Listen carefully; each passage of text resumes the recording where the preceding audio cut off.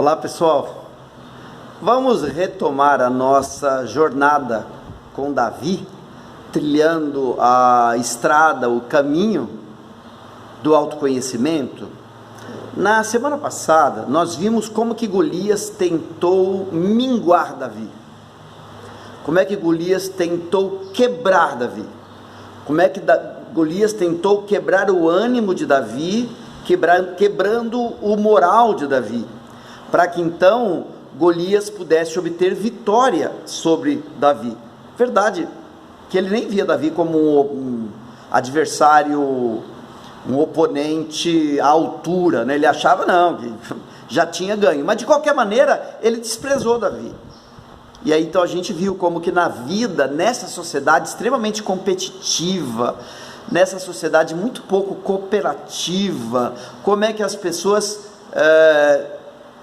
acabam querendo quebrar o nosso ânimo para tirar a nossa força e então poder nos vencer na competição. E eu vou dizer uma coisa para você, hein? Isso é terrível, porque isso acontece inclusive dentro de família.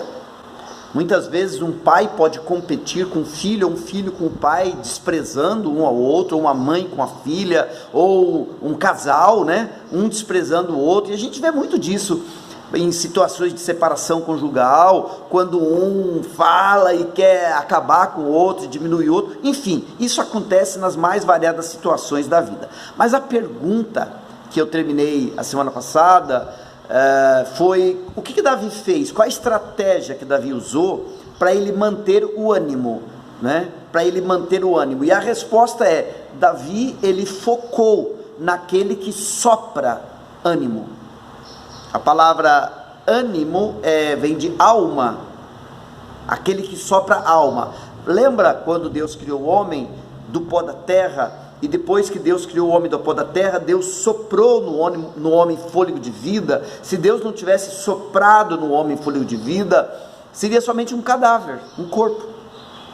Naquela visão de Ezequiel 37, no chamado Vale dos Ossos Secos, pela palavra do profeta naquela visão, o processo de decomposição do corpo se reverte. Então os ossos se juntam e são recobertos por nervos, por carne, por pele, mas mesmo assim o que tem lá é um cadáver, até que veio o sopro, e aí com o sopro aquele exército se levanta. Então aquele exército não tinha ânima até ter aquele sopro.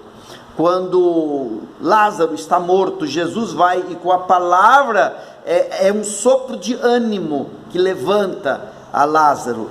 Então o que Davi fez foi buscar, foi se alinhar com aquele que pode soprar ânimo, soprar a alma, soprar vida em cada um. E como é que Davi faz isso?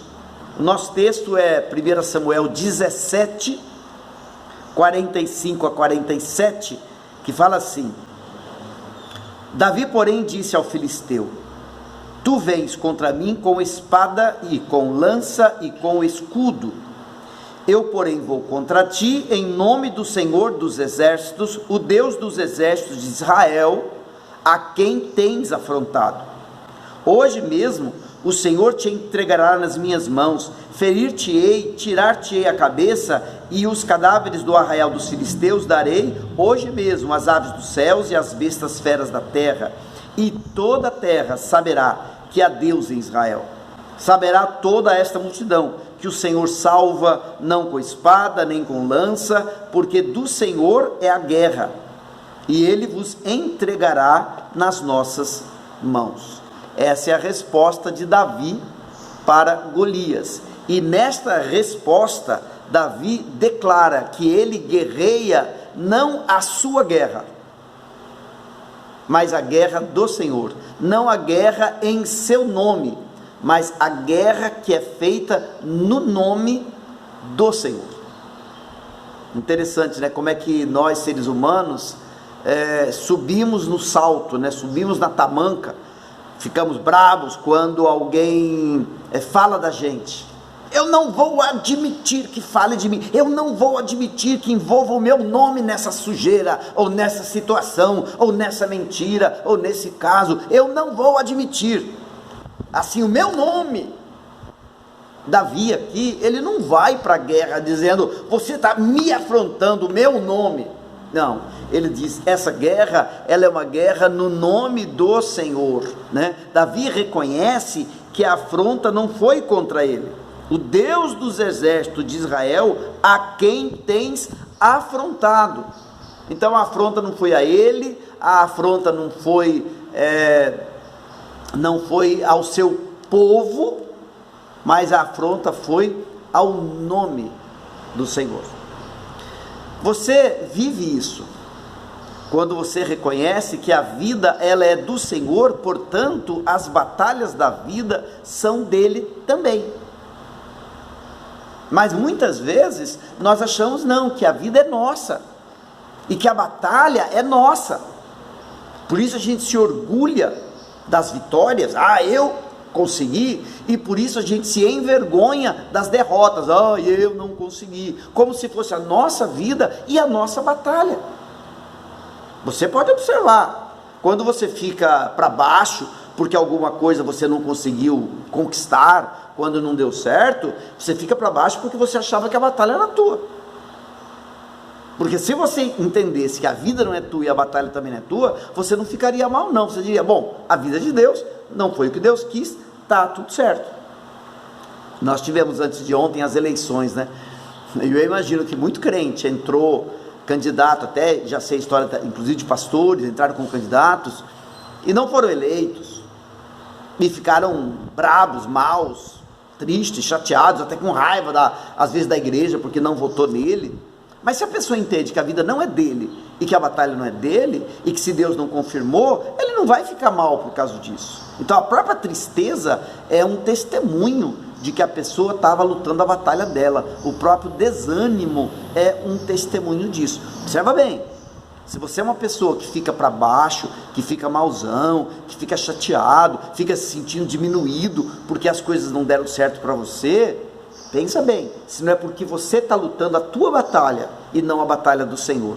Agora, Davi, ele reconhece também que a glória que vai ficar, a glória que vai ser exaltada é a glória do Senhor, né? Ele fala assim, no versículo 46, hoje mesmo o Senhor te entregará nas minhas mãos, e ele termina dizendo, e toda a terra saberá que há Deus em Israel.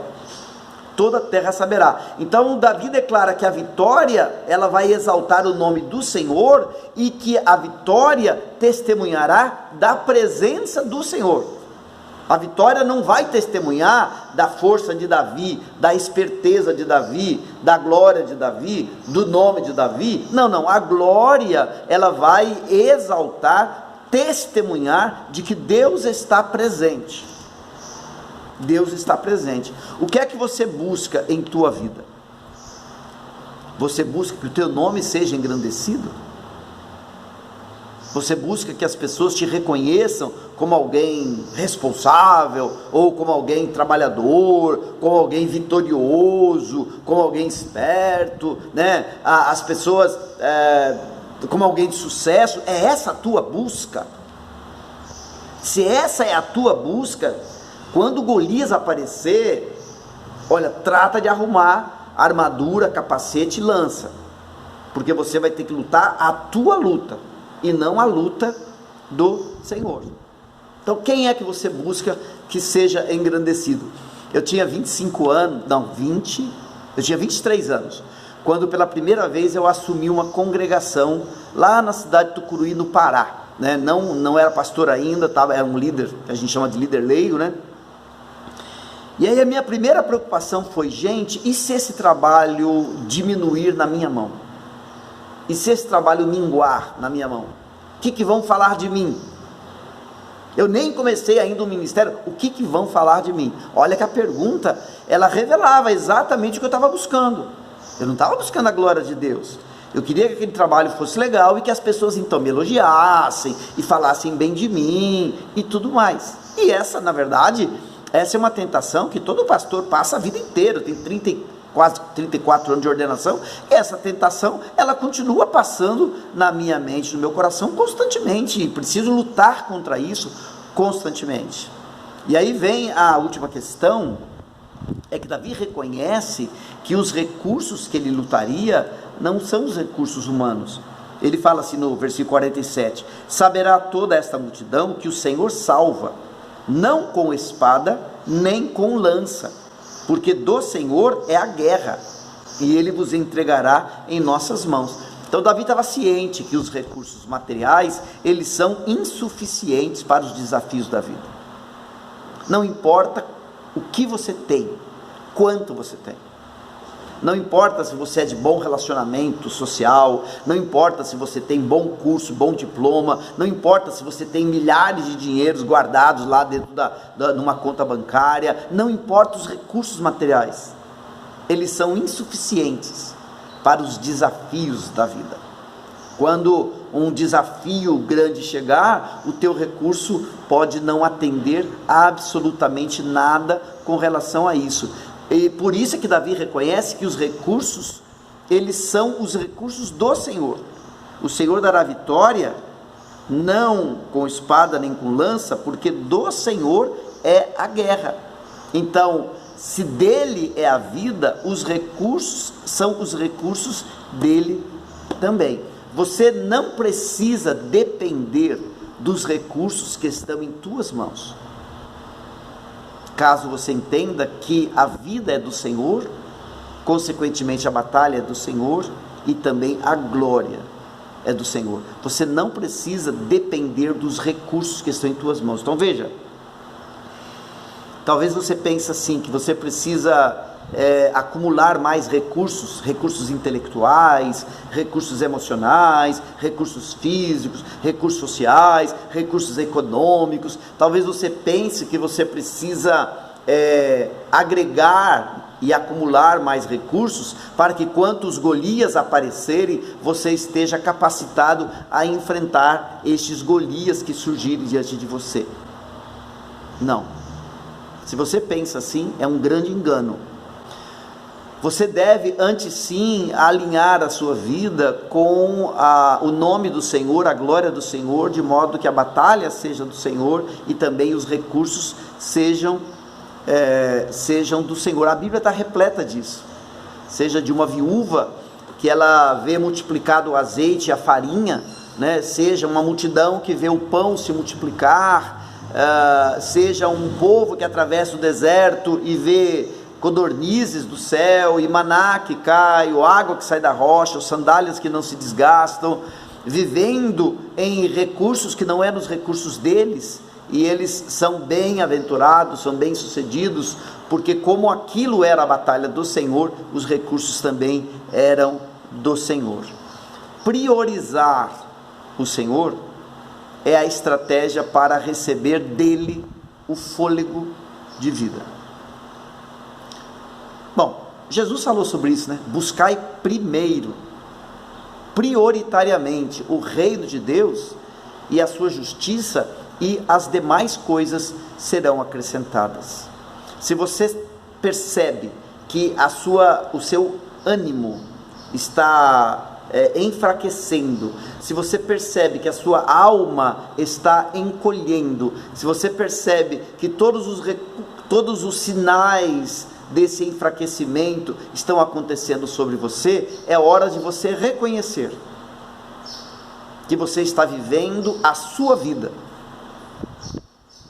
que você está buscando a sua glória, que você está batalhando as suas batalhas, e por isso você não está recebendo o sopro que vem de Deus. Se você se arrepende disso e você fala: Deus, eu não quero mais buscar os meus sonhos, os meus desejos, eu quero me entregar ao teu nome e viver as tuas batalhas, então você receberá o sopro de Deus sobre você. Vamos orar? Pai, Pai querido, Pai santo, eu quero orar, Pai amado, por todo aquele que nos ouve, para que essa palavra fique no coração como uma semente que venha produzir fruto. Eu quero orar, Pai amado, para que o Senhor sopre fôlego de vida, e soprando fôlego de vida, o Senhor levante a alma daquele que está se sentindo debilitado, Eu quero orar, Pai amado, para que o Senhor traga sobre esta pessoa que se sente debilitada, uma vitória sobre a depressão, sobre a tristeza, sobre o desânimo, que o Senhor manifeste que o sopro vem da tua boca, Pai.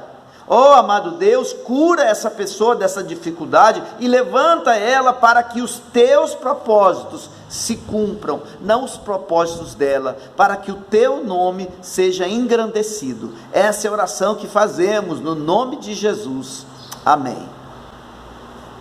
Deus te abençoe.